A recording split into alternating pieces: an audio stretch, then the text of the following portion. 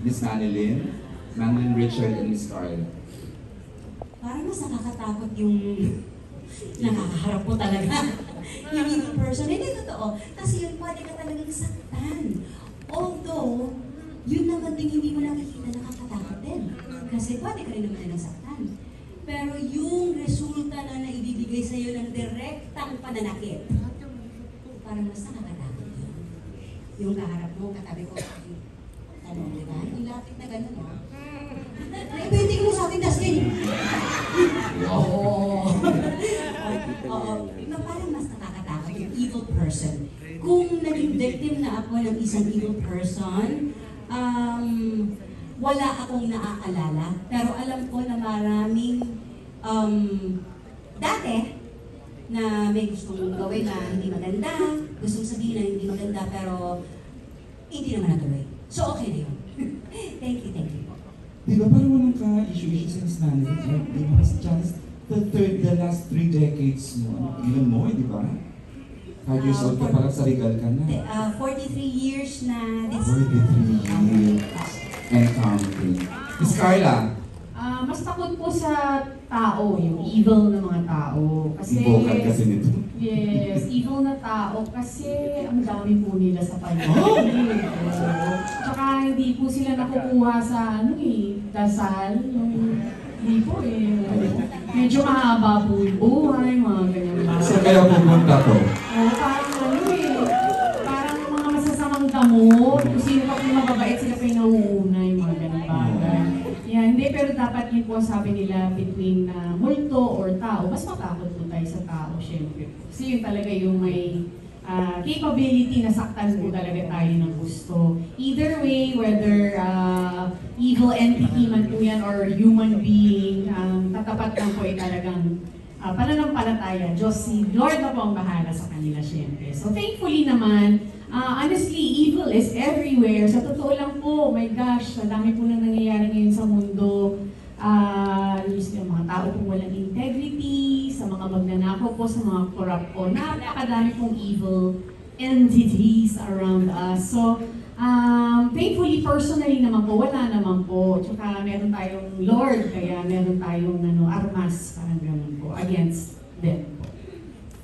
Char? Ang hirap sundan ng sagot ni Carla.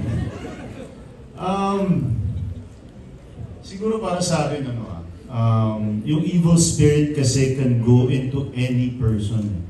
Diba? Pag weak yung person na yun, the evil spirit can go inside that person. So nakakatakot yung evil spirit kasi it can touch many people, and certain people can touch other humans in a big way, diba? Just like what's happening right now in front of our eyes. Diba? Na, yun nga, gaya na sabi ni Miss Carla na evil is everywhere, but the real battle is how do we eliminate the evil spirits in those people, diba? Let's just pray for them, and siguro pag nakulong na sila, ma-realize nila at makakapagdasal-dasal sila. Yun lang. Okay. Thank you, Char. Miss Janice? You're good na? Yeah, thank you. Before I give the microphone, Miss Aubrey, we were honored by your presence of GMA News. You have some questions? Oh, she doesn't have. Before I give the mic, we'll entertain 3 more questions, and that will come from Miss Kate Adahar, Alex Rosas, and I understand Don Sermino, who is later na. Sige, doon na lang kay Miss Kate Adahar na muna tayo. Napabigay kay Miss Kate ng Random Republica for her set of questions. Before she asks her question, I'd like to ask Direk Shugo Praiko. Direk, alam ko ang filmography mo. Itong genre na tong ginagawa mo, horror, something, I don't remember the last time you did a horror, pero tas mga madre pa ang milieu, di ba? Convento, Beaterio. Where was the may challenge pa ba for Shugo Praiko doing a genre like this? Hello. Opo, ako ay at every project or every story, tinignan kung paano pa mas matututo, so parang it's a journey for me. Kaya sobrang thankful ako for the cast for this cast, sila Carla, Ang gaganda ng cast mo, Direk, no? Yes. Sobrang Sorry, game close sila. up. Yeah. Sobrang game sila kahit sobrang physical ng mga eksena. Wala kang, as a director, wala kang mahihiling pa sa kanila. Every scene there are surprises for me sa ginagawa nilang atake. And very collaborative. So ang sarap makatrabaho with cast like this. So thank you. So the challenge, may challenge pa ba? Parang di ba minamali mo na to? International acclaimed din The mga challenge gawa mo. here, the biggest challenge here is yung recreating that milieu, Ano? 1775. Dapat pupuntahan namin yung set mo, kaya lang inulan kami, di ba? May bagyo ng time na rin. Yeah. And because incidentally wala ka namang photographs noon. So what we had were drawings, mga illustrations, so Very art director mo rin, ha? Yes, for production designers. Uh-huh. And syempre, ang ganda ng script na nila JP, nila Noreen.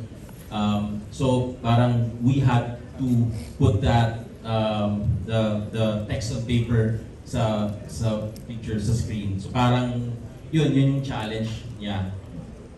Yun ba? Miss Carla, top billing ganitong genre. Madre, ang gandang madre, di ba?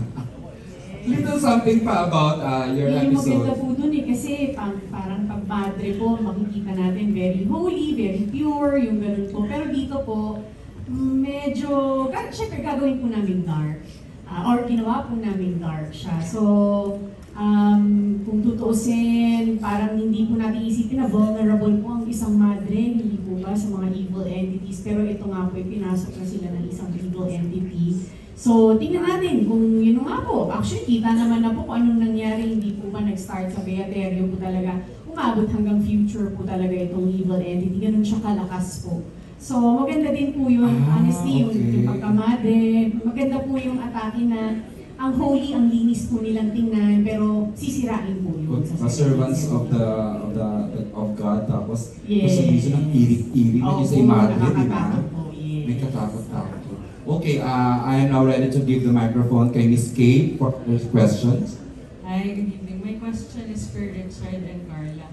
As two of the lead stars, ano na lang yung mabibigay niyo ang assurance sa moviegoers who will allocate their Christmas budget for this film? Assurance, you know, from the beginning of this this project, talagang, you know, I'm very thankful to Mr. Sen and Attorney Keith, because parang right now yung film industry natin really needs a boost. Parang ang advocacy namin is to really get people back into the cinemas. You know, we're doing our best here sa Shake, Rattle and Roll to get moviegoers back into the cinemas, to get families back into the cinemas this Christmas. And that was really the goal. That was really the vision for this. We did everything we can to give a good quality film. And for this film, I think yung moviegoers natin, sulit yung babayad nila. It's like they're watching 3 films in one. And then star-studded pa, look at all the cast members here. At hindi po ito lahat. Kulang pa po ito. Dapat po mag-extend ng isa pang entablado doon. Correct. Pero yes, I think sulit po ang magiging budget ng moviegoers natin sa Shake, Rattle and Roll. It's the only horror film ngayong Christmas.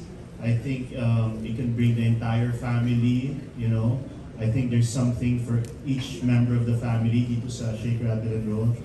So, yeah, let's hope for the best, and let's hope for the best for the entire Metro Manila Film Festival. I hope it becomes a successful year for film, and you know, I'm rooting for all the films this Christmas. Yeah, and welcome back again sa big screen chart.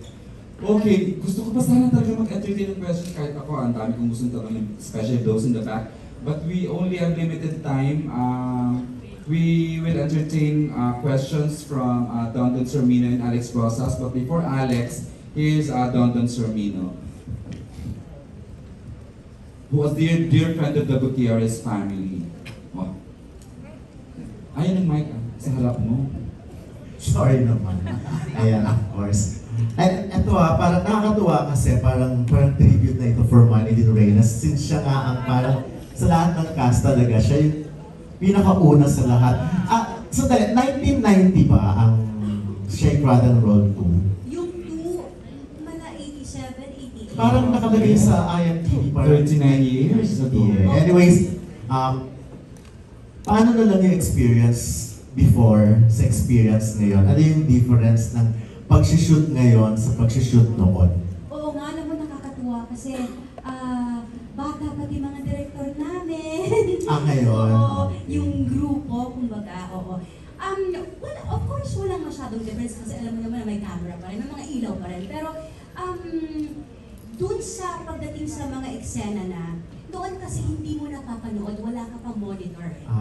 Oo. So, kung ano lang yung pag nag-grind kayo, kung ano yung laman nun, nasa isip mo, ganun kayang lalabas yun. Pero ngayon kasi, you have your monitors already, and you can see more or less kung paano siyang lalabas sa screen. Tapos, noon, with Tito Peke and Tito Lore, ang experience ko, kapag gumagawa kami ng eksena na lalo kapag hinahabol ako or gano'n, may music na pinatutugtog. Ngayon, nalaman ko na meron pala talaga na. No?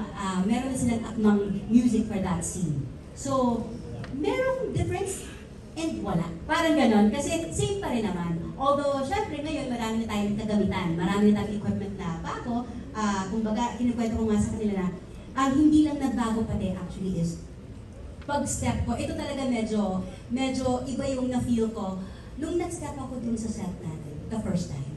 Sinabi na sa akin, "Hi, Miss Annalyn, gusto niyo mong tinan yung set?" So, okay, sabi ko, pagpasok ko, konting kwento lang ha, doon. And then, pagpasok ko, alam mo yung nanumbalik sa akin yung ginagawa ko noon. Pagpasok ko, it was dark, right? Tapos sabi ko, yung parang ipinikit mo, tapos, ito yung scent na yun. Yung scent na yun. Oo. So, For some reason, ganun yung naramdaman. Bumalik ka sa time nung unang gumagawa ka. Totoo. Alam mo, kinilabutan talaga ako. Pag step ko, sabi ko, tapos nakita ko na yung iba yung ilaw. Tapos iba yung mga nakikita kong giba-giba na gano'n. Ito yun. And then I said to myself, ginagawa ko siya ulit. Oh. So, thankful, and sa lahat ng ginawa kong shake, talagang nakita ko na ang mga bata ngayon, iba na rin. Ang sarap katrabaho. In a good way, Miss Annalyn. Yes, oo. Noon kasi ikaw ang bata din. Very, Halos. diba? So, Sinong Sila Ana Ron.